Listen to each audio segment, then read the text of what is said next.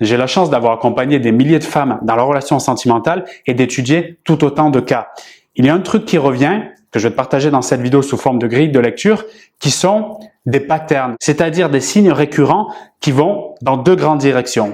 Mon but ici, c'est de te simplifier la tâche pour identifier où tu te situes quand tu penses à la relation que tu veux et surtout à l'homme que tu convoites actuellement. La première direction, appelons-la simplement « il te veut ». La deuxième direction, il n'est pas prêt à s'engager. Pour le moment, ça peut évoluer, mais au moment où tu lis ces signes que je vais te partager, il n'est pas prêt. D'ores et déjà, et en complément de ce qu'on va voir ensemble, tu peux regarder dans la description de cette vidéo pour faire ton test amoureux et savoir si il a des sentiments pour toi actuellement. Et dans un sens comme un autre, un signe isolé est insuffisant pour se dire et affirmer avec certitude « il me veut » ou « il n'est pas prêt ». Ok ? L'idée ici, c'est clarifier un maximum les choses pour que tu puisses lire la situation telle qu'elle est, se rapprocher du réel et sortir de l'illusion. Et deuxième chose, constater quel est l'horizon dans lequel on se dirige le plus, notamment s'il y a plus de 3 ou 4 signes, voire même 5 que je vais te partager dans la même direction. Maintenant, on va commencer avec ce premier signe. Pour faire simple, on va partager en deux l'écran. À gauche, il te veut. À droite, il n'est pas prêt. 1. Dans vos échanges de façon globale, que ce soit par SMS, au téléphone ou en rendez-vous physique, il évoque plus souvent le futur. Ça, c'est s'il te veut.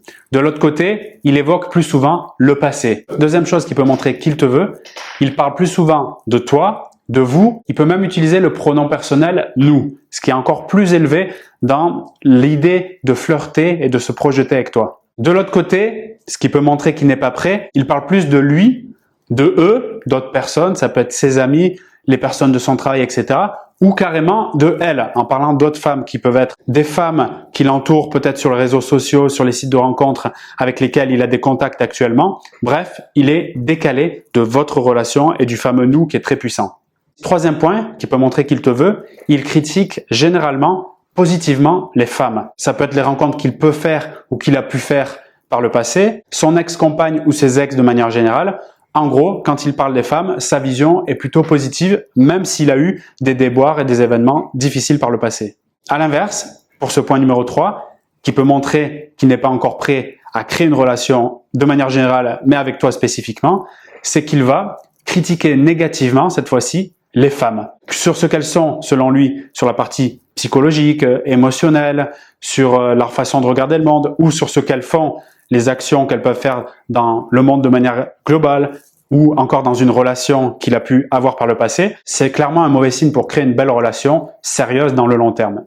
Et si tu as affaire à un homme qui critique avec virulence les femmes et son ex par exemple, sache que ça va être très difficile de faire bouger cette croyance qu'il a, qui provient certainement de blessures ou d'expériences réellement vécues. Le quatrième point qui montre qu'il est enclin à avoir une relation avec toi, c'est qu'il trouve des excuses pour te contacter.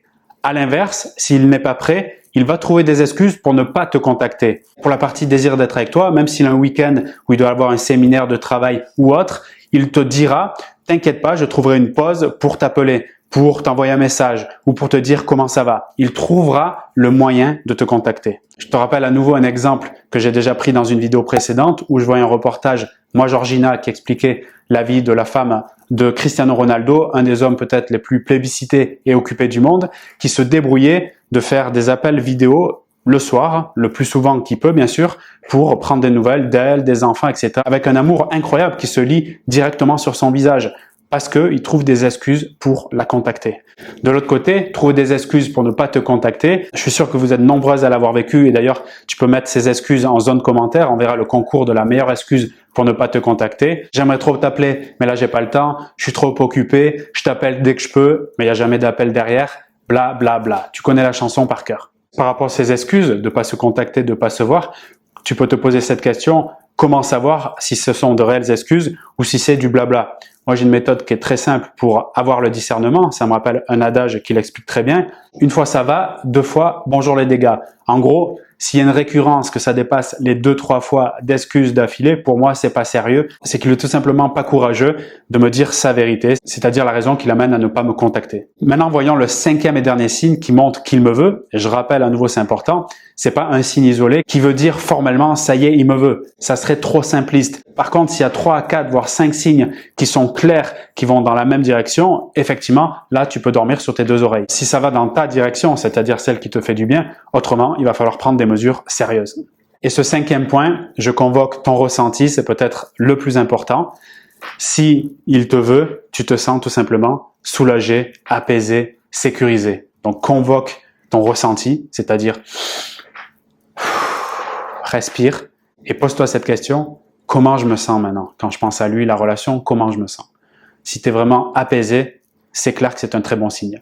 De l'autre côté, si tu te sens insécurisé, stressé, anxieuse, angoissée, et si l'intensité est forte et si en plus elle dure longtemps, c'est-à-dire plusieurs fois par jour, voire plusieurs jours ou plusieurs semaines, là clairement, c'est un signe qu'il n'est pas prêt pour cette relation et qu'il n'est pas prêt pour cette relation avec toi. Voilà pour cette grille de lecture avec ces 5 signes. Je t'invite à revoir cette vidéo plusieurs fois, à te poser la question pour chacun des signaux, dans quel sens ça va le plus, et de même faire un tableau, te dire est-ce que je suis à 2, 3, 4, 5 dans un côté ou dans un autre. Le but, c'est de prendre la hauteur de vue sur ta relation, sortir de l'illusion, souvent, tu sais, des sentiments de l'attachement, en passant des fois qui sont réciproques, alors peut-être qu'il vit une expérience différente de la tienne. Donc, se rapprocher un peu plus de la réalité pour après, comme je le disais il y a un instant, prendre des mesures qui sont sérieuses, c'est-à-dire te protéger d'un premier temps et pourquoi pas faire évoluer la relation. C'est pas impossible. Je connais pas ton cas de manière spécifique pour t'en parler. Si tu veux qu'on voit ça ensemble de vive voix, je t'invite à réserver un appel découverte. C'est totalement offert. Tu as le premier lien dans la description de cette vidéo. Tu as également le test amoureux. C'est un quiz de 14 questions qui va te permettre d'aller plus loin par rapport à cette grille de lecture de cette vidéo pour savoir s'il y a des sentiments amoureux pour toi. Merci beaucoup pour ton attention. Abonne-toi à la chaîne si ce n'est pas encore fait. Ça permet de développer la communauté et c'est quelque chose qui fait vraiment plaisir. Je te remercie par avance. Et puis, je te dis à très vite pour un appel découverte ou sur une prochaine vidéo. Salut!